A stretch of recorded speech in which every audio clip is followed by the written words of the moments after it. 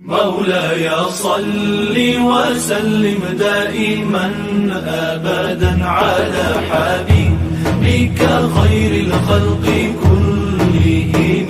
مولاي صل وسلم دائما أبدا على حبيبك خير الخلق كلهم.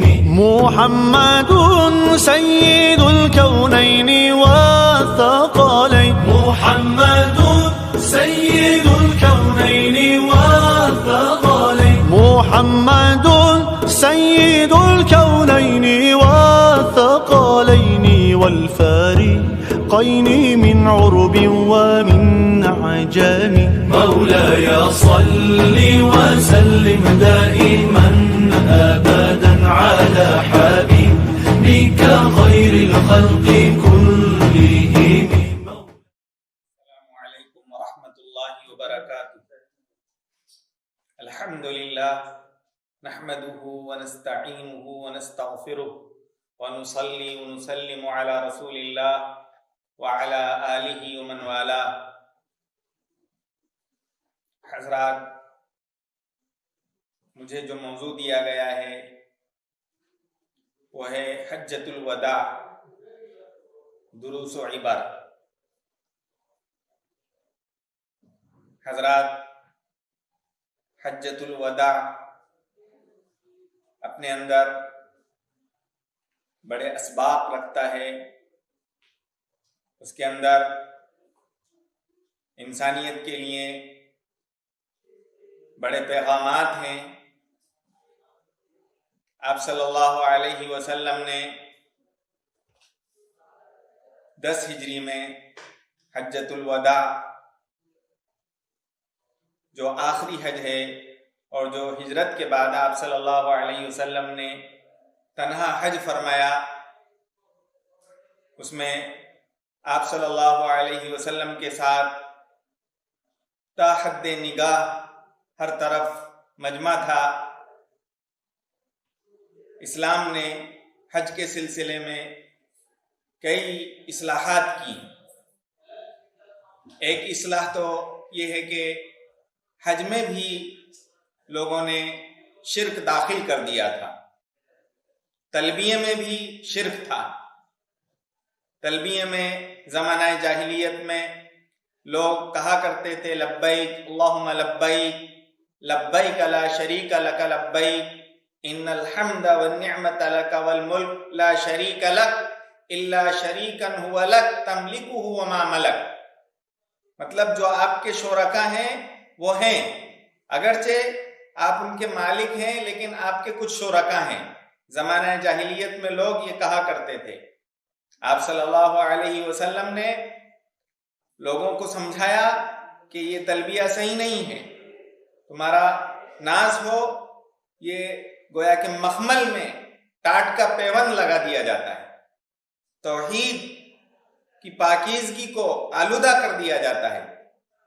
لہذا آپ صلی اللہ علیہ وسلم نے توحید کا تلبیہ پڑھا اور اسی کی تعلیم دی. آپ صلی اللہ علیہ وسلم نے حج کی باطل رسموں کو آپ نے کالعدم قرار دیا.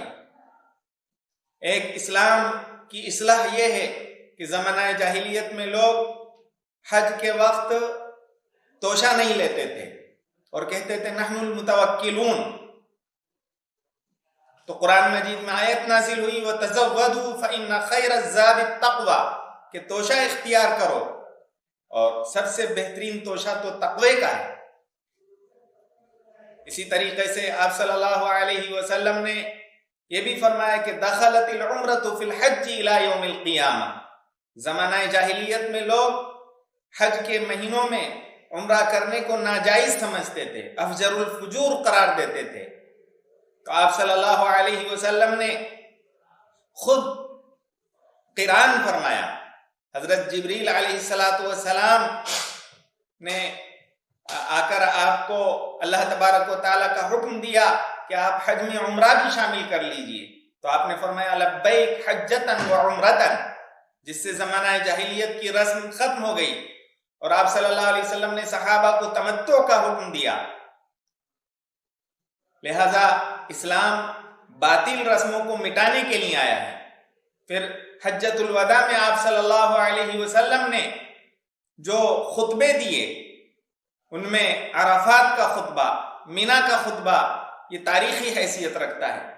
ان میں آپ صلی اللہ علیہ وسلم نے انسانیت کو بہت ہی اونچا پیغام دیا، اور آپ نے چھوٹے بڑے کی تمیز، کالے گورے کی تمیز، اور احمر اور اسود کی تمیز، ان سب کو مٹا دیا، سارے فروق کالعدم قرار دیے۔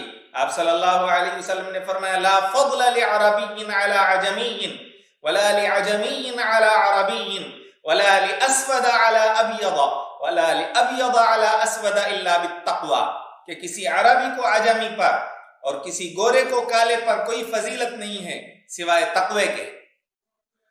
آپ صلی اللہ علیہ وسلم نے اس میں اپنی امت کو ایک بہت بڑا پیغام یہ دیا کہ لا ترجعوا بعدی کفارا یضرب بعضکم رقاب بعض، اے مسلمانوں تم میرے بعد ایک دوسرے کے دشمن نہ ہو جانا کہ لوگ ایک دوسرے کی گردنیں مارنے لگیں۔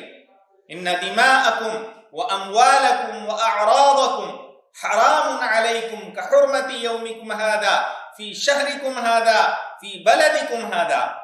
آپ صلی اللہ علیہ وسلم نے فرمایا کہ تمہاری جان، تمہارے مال اور عزت و آبرو ایک دوسرے کے لیے اسی طرح سے حرام ہے جیسے آج کا دن اس ماہ مبارک میں، اس شہر محترم میں جیسا حرام ہے اور قابل احترام ہے، اسی طریقے سے ایک دوسرے کی عزت تمہارے لیے قابل احترام ہے۔ آپ صلی اللہ علیہ وسلم نے اس حج میں عورتوں کے حقوق بیان فرمائے۔ آپ صلی اللہ علیہ وسلم نے فرمایا اتقوا اللہ فی النساء، اے لوگوں عورتوں کے بارے میں اللہ تبارک و تعالی سے ڈرنا، اللہ سے خوف رکھنا۔ فَإِنَّكُمْ أَخَذْتُمُوهُنَّ بِأَمَانِ اللَّهِ، کیونکہ تم نے ان کو اللہ کے عہد و امان سے لیا ہے۔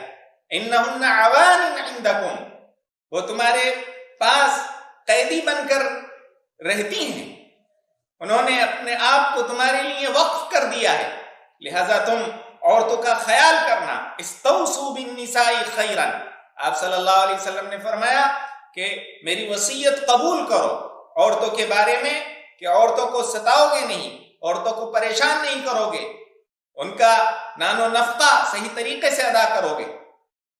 آپ صلی اللہ علیہ وسلم نے ایک اہم نصیحت حجۃ الوداع میں یہ بھی فرمائی کہ ترکت فیکم ما ان اعتصمتم به فلن تضلوا بعده ابدا کتاب اللہ و سنت نبیہ، میں تمہارے درمیان ایسی چیز چھوڑ کر جا رہا ہوں جس کو اگر تم تھامے رہو گے تو کبھی گمراہ نہیں ہوگے، وہ ہے اللہ کی کتاب اور اس کے رسول صلی اللہ علیہ وسلم کی سنت۔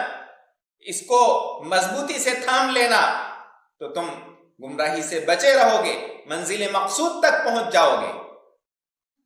آپ صلی اللہ علیہ وسلم نے حج کے ذریعے سے یہ بھی تعلیم دی کہ یہ اللہ تبارک و تعالیٰ کا فریضہ ہے، اور بندوں پر اللہ تبارک و تعالیٰ نے بڑی آسانی فرمائی۔ آپ صلی اللہ علیہ وسلم سے پوچھا جاتا تھا کہ ہم نے حلق پہلے کرا لیا ہے اور رمی بعد میں کی ہے، تو آپ صلی اللہ علیہ وسلم فرماتے تھے افعل ولا حرج، کہ کوئی بات نہیں، جو کام نہیں کیا ہے پہلے اس کو بعد میں بھی کر سکتے ہو۔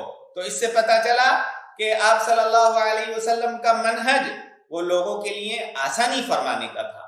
آپ صلی اللہ علیہ وسلم نے جہاں تک ممکن ہوا آپ نے رعایت فرمائی اور لوگوں کے لیے آسانی کا معاملہ فرمایا، جس میں علماء کے لیے، دعات کے لیے یہ پیغام ہے کہ ان کو امت پر آسانی فراہم کرنا چاہیے، امت پر دین کو مشکل اور دشوار نہیں بنانا چاہیے۔ افعل ولا حرج، آپ صلی اللہ علیہ وسلم ہر بات میں فرماتے تھے افعل ولا حرج۔ اسی طریقے سے حجۃ الوداع میں آپ صلی اللہ علیہ وسلم نے زمانہ جاہلیت کی تمام رسموں کو ختم فرما دیا۔ سود کو آپ صلی اللہ علیہ وسلم نے اپنے پاؤں تلے روندا. آپ نے فرمایا ان ربا الجاہلیت موضوع واول ربا اضعه ربا عمی العباس. ربا عمی العباس کہ میں جاہلیت کے تمام سود اپنے پاؤں تلے رونتا ہوں, اور جو سود سب سے پہلے میں رونتا ہوں وہ میرے چچا عباس کا سود ہے کہ وہ سب معاف کیا جاتا ہے. تو اس میں یہ پیغام ہے مسلمانوں کے لیے, دعات کے لیے, دین کے قائدین کے لیے کہ وہ صرف زبانی جمع خرچ نہ کریں, زبانی پیغام نہ دیں, گفتار کے غازی نہ بنیں, بلکہ کردار سے اپنی زندگی پیش کر کے, اپنے آپ کو پیش کر کے, اور پہل اپنی ذات سے کر کے امت کے سامنے نمونہ پیش کریں. آپ نے فرمایا کہ میں اپنے چچا کا سود معاف کرتا ہوں. آپ نے فرمایا ان دماء الجاہلیت موضوعۃ واول دم اضعه دم ابن ربیعۃ ابن الحارث ابن عبد المطلب, کہ جو زمانہ جاہلیت میں خونوں کا انتقام لیا جاتا تھا اور اس کا سلسلہ جاری رہتا تھا, اب وہ سب پامال کیا جاتا ہے. سب سے پہلا خون جو میں معاف کرتا ہوں وہ میرے خاندان, میرے چچازاد بھائی کے بیٹے, میرے بھتیجے ربیعۃ ابن الحارث ابن عبد المطلب کے بیٹے کا ہے, جو بچپن میں مار دیے گئے تھے ظلمن. میں اب اس کے انتقام کو کل عدم قرار دیتا ہوں.